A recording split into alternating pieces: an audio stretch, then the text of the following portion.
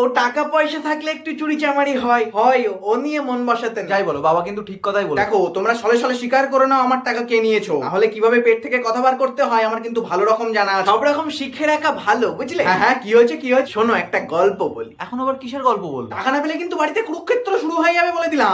হবে সব হবে।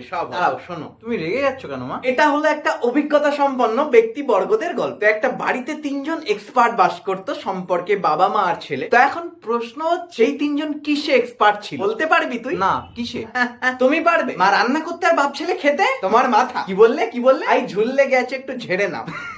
গল্পটা আমি বলছি যখন, তাহলে আমিই বলি। একজন এক্সপার্ট ছিল মানি ব্যাগে টাকা রাখতে, আর বাকি 2জন বার করতে। এক মিনিট, তুমি কি? দাঁড়া শোনা। তো একদিন হয়েছে, যে 2জন এক্সপার্ট ছিল বার করতে, তাদের মধ্যে থেকে আবার অন্য একজন এই টাকা বার করে নেয়। এবার যার টাকা বার করে নেয়, সে আবার যেখান থেকে টাকা বার করে নেয় তাকে সন্দেহ করতে শুরু করে। আমি তোমার কথা কিছু বুঝতে পারছি না মনে করছো? আচ্ছা, কতটা বুঝতে পেরেছো তাহলে বোঝাও দেখি। এই টাকা কোথায় রেখেছিস, শিগগিরই বার কর। কে? আমি?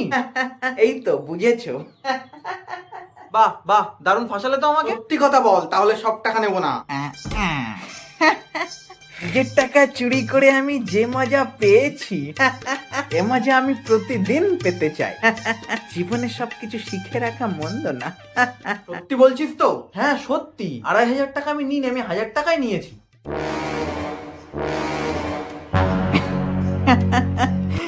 সভ্যরে।